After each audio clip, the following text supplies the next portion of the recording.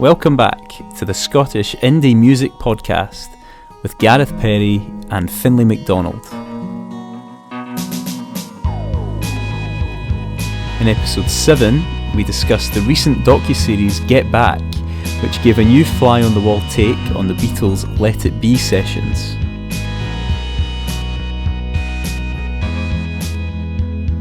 We also highlighted some of our favourite songs from 2021, as well as admitting, in inverted commas, to a couple more guilty pleasures.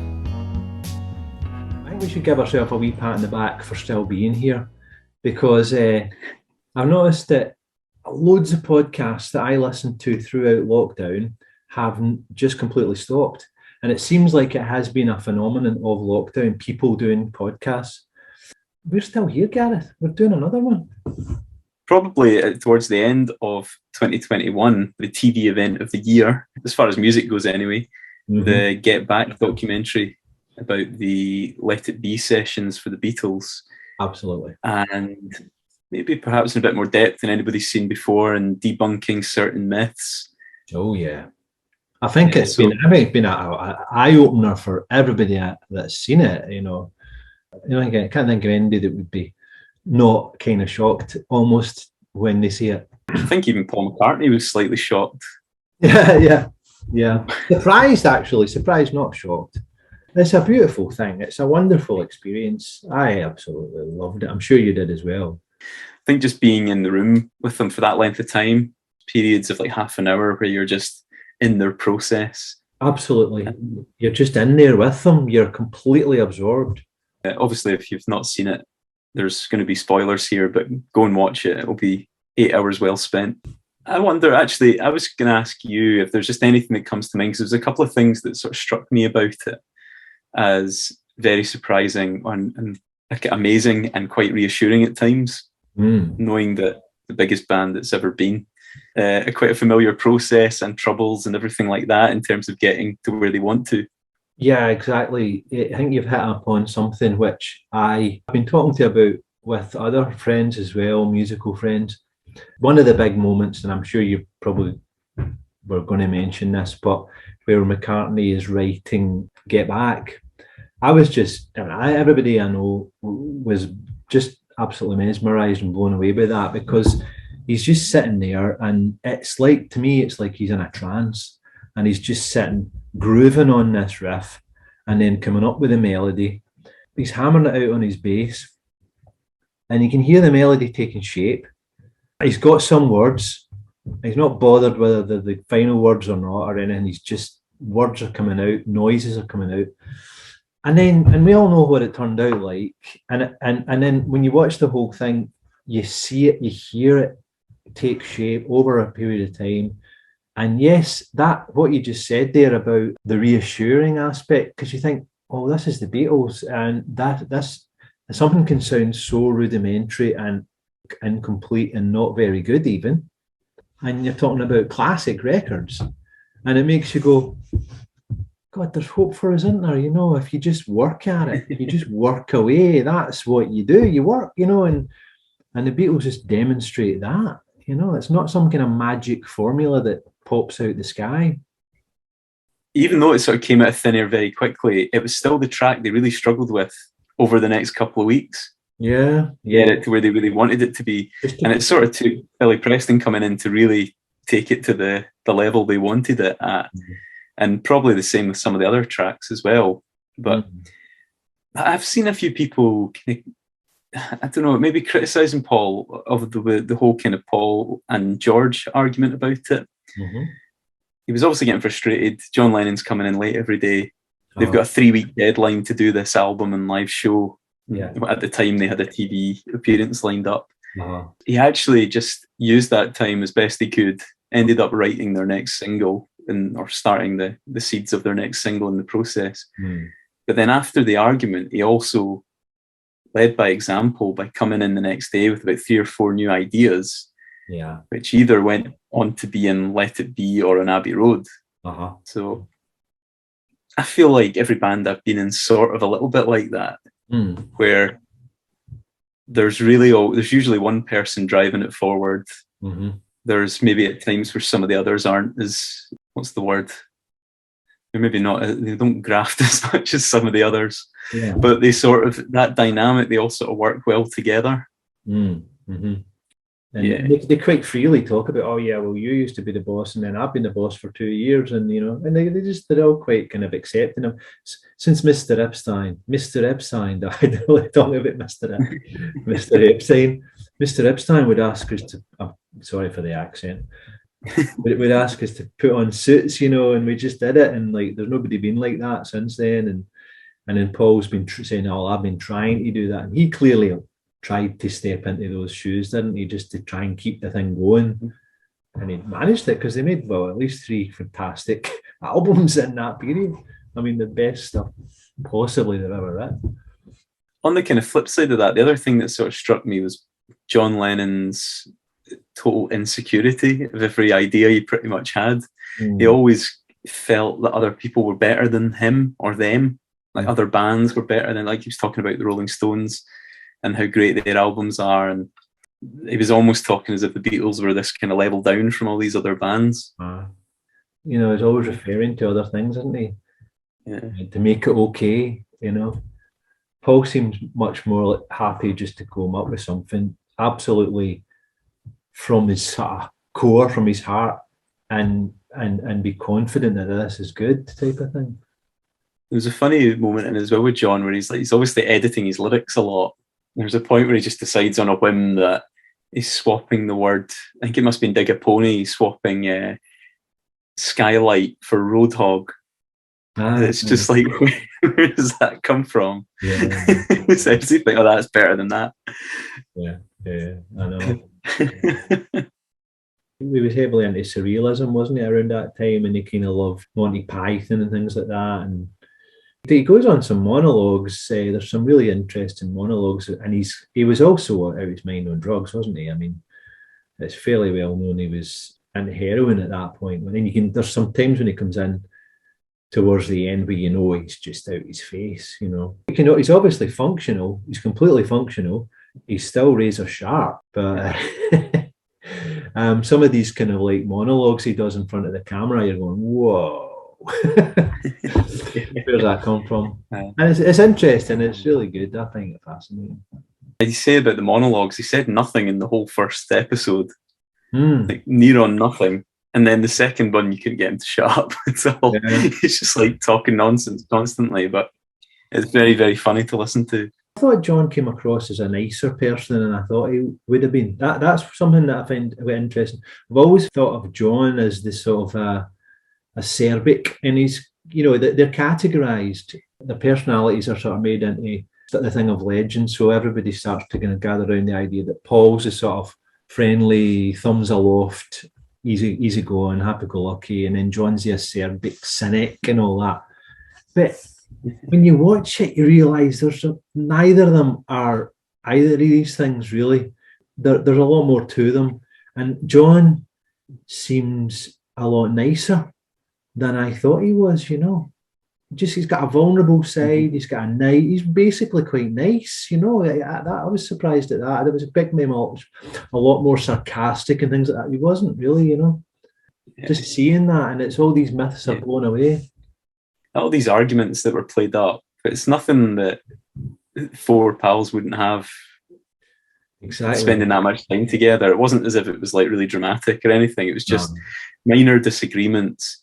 Exactly. And I think the George one was the exception, because it wasn't really an argument. It was just like they just had enough of that sort of dynamic. Yeah.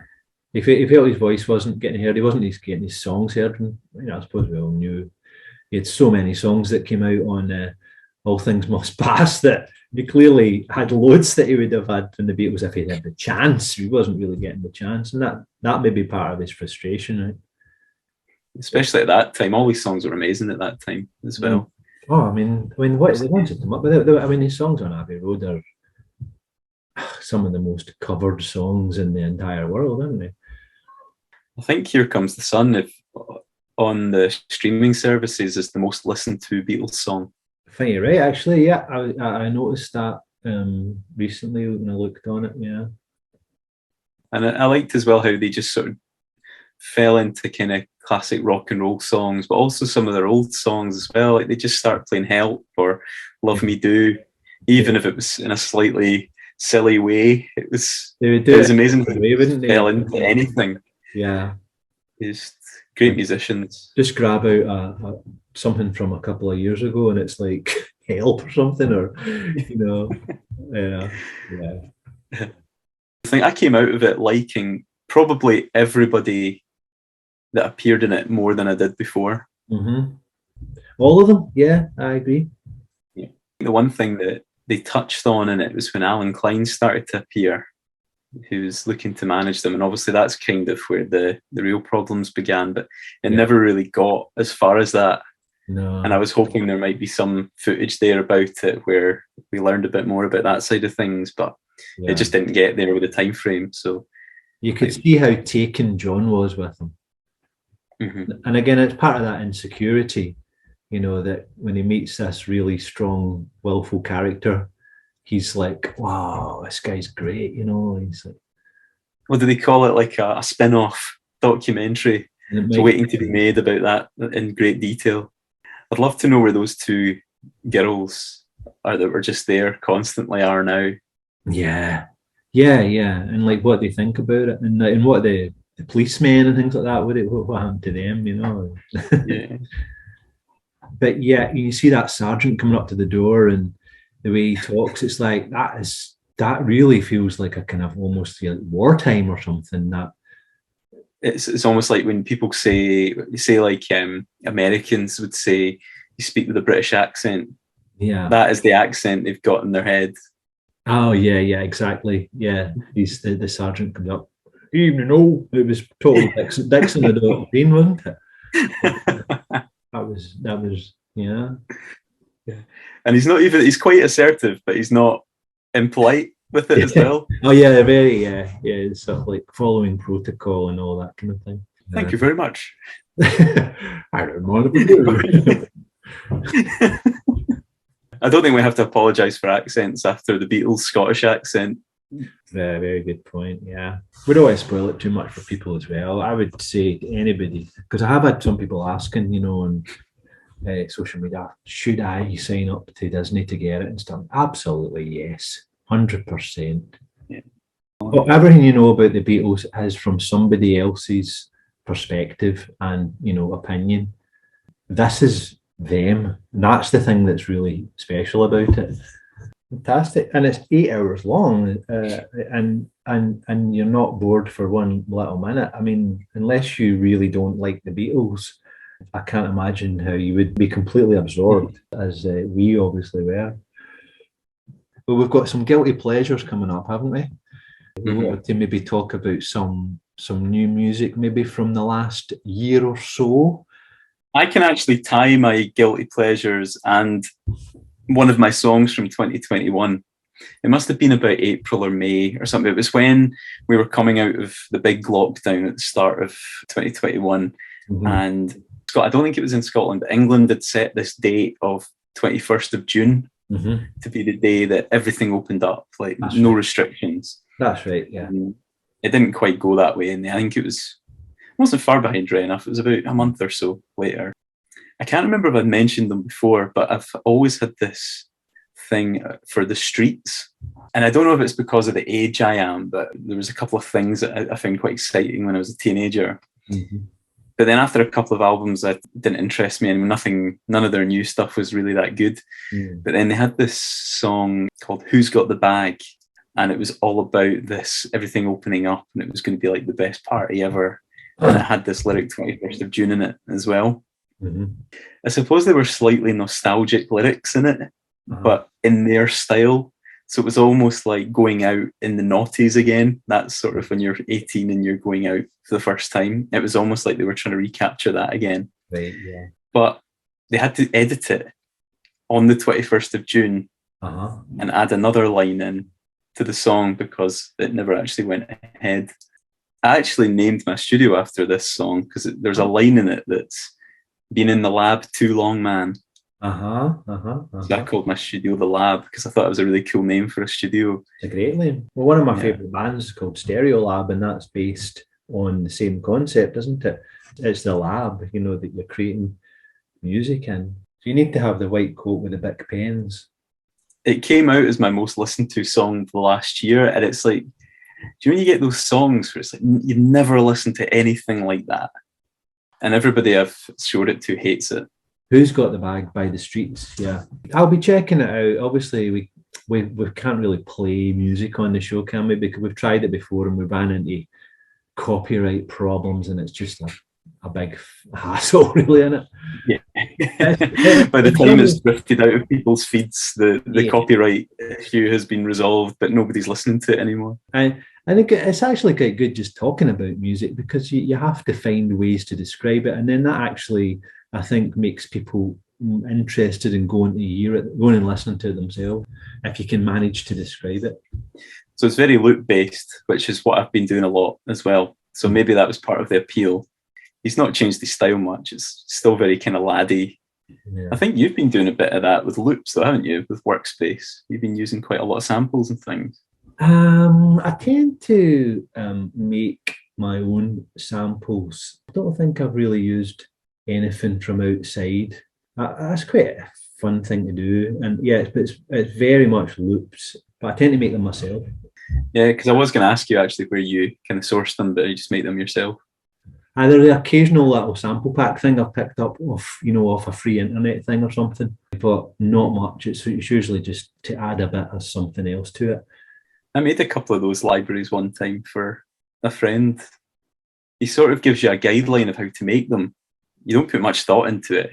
Give me 80 2-bar long samples. See, the thing about sample libraries is it's hard to make anything fit into your song that really sounds right. If I've ever used them, I've tended to chop it up and take a little bit of something.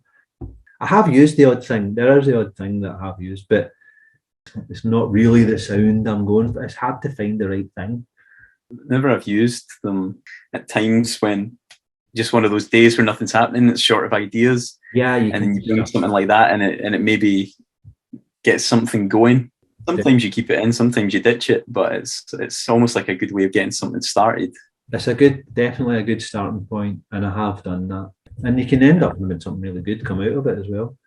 Yeah, I think the first single I'm going to release 2022 was originally came from a 2-bar brass loop, and it's in there. I kept it in, but only for I think 4 bars in total. All right, so it didn't become the main part of the song. It sort of was superseded by other things. Yeah, it got ditched completely. I mean, I thought it was quite cool, so I brought it back in. Yeah. So that's an example of a song that started from royalty-free loop that I came across on. Yeah. Now, see the idea of new music. I find it a little bit unbelievable when people put up their 20 best songs of 2021 or whatever, you know. It's like, really? I mean, or okay, you can put up your 10 or 20 best songs, but if you're saying this is 20 great things, it's like, how is it possible to have 20 great things in 1 year? The recorded music that we have access to goes back at least 1,000 years. I mean, obviously music goes beyond that, but it wasn't recorded and we don't know really much about it. We've got about 1,000 years worth of music there. And you're telling me that there were 20 great things happened in 2021. You know what I mean? By comparison to all the great music that is out there. I agree with David Hepworth. I listen to the Word in Your Ear podcast, and that's one of his rants that he thinks the idea of newness is overrated. But anyway, having said that, I picked out a couple of things that are really good and that, you know, I think will stand the test of time, at least for another few years, for me anyway. One of them was Window, which is spelled Window. It's Lavinia Blackwell, who used to be in Trembling Bells. She made a solo record the year before last, which is great. And a lot of the Trembling Bells stuff I thought was absolutely brilliant as well. And she's hooked up as a collaboration with Laura J. Martin, who's a Liverpool-based singer-songwriter. It's just really, really good. They've kind of I like both artists before anyway, but they've brought out the kind of best of each other, I think, in this collaboration, and they've fused it. You know, the melodies are folky. There's a bit of loop based. It's quite loop based, and they're both got unusual approaches to melody. Laura J. Martin tends to go in and out of major and minor a lot, and it sounds quite kind of Renaissance. Lavinia Blackwell's got just the most powerful voice. It's an unusual kind of voice for somebody who comes from Scotland. I believe she may have come from England originally. But I think we're claiming her as Scottish. She's been here a long time. She belts it out, you know, which is unusual for indie singers, especially based in Scotland.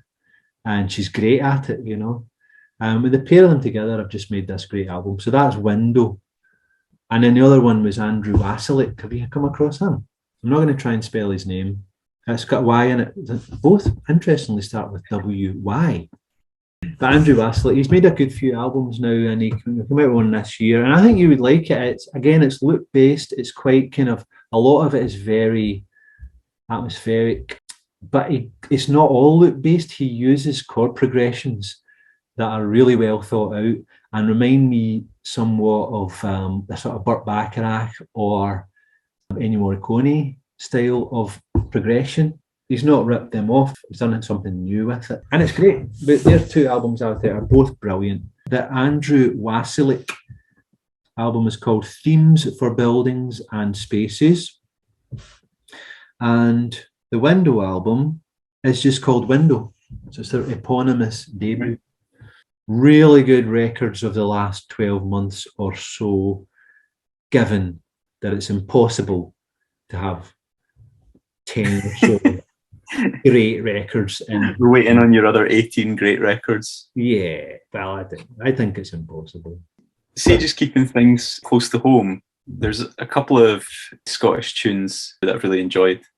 The first of which is a song called Weave of the World by, it's actually a friend of mine band called Constant Follower, based in Stirling. The guy actually has a studio right in the same building as mine, Stephen. So off the back of it, they got a record deal with Shimmy Disc. I guess from what I grew up on and what I normally listen to, they're quite different to that. But I find they sort of draw you in over time. I totally love that song in particular, Weave of the World. But they had an album out, it came out, I think it was October. How would you describe it? Sort of ethereal, but quite layered, quite folky. Great lyrics, though. Oh, great. Well, I'll be putting that on my wish list. There's another tune I wanted to play it to you and see if you'd heard it before on this new instrument I got for Christmas. Cool. So we're not going to get slaughtered by Facebook for copyright theft, no? You ever seen one of these before? It's like the coolest looking instrument I've ever seen. I have never quiver thing there. Apparently, it's Japan's #1 sort of toy instrument, and it's called an automaton with an O at the start. It's quite hard to get to grips with, but essentially it's a bit like a stylophone in that if you, let me get a wee bit louder, if you push that bit, it makes that same sort of electronic noise. Now, the temptation is to do that at the same time as your, so it looks like it's singing. Are we going to hear this on any Smart Set records? Possibly. I don't know how it'll record, but we could give it a go.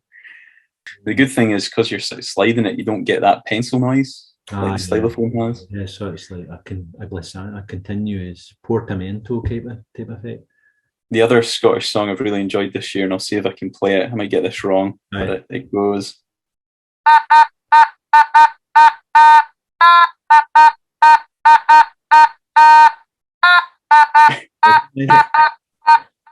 Actually, there we go. Got it totally wrong.